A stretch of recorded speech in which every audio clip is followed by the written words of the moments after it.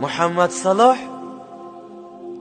صلاح یکی از بهترین فوتبالیست، بسیاری ها میشناسن او را جهان میشناسن و در جهان معرفی شد.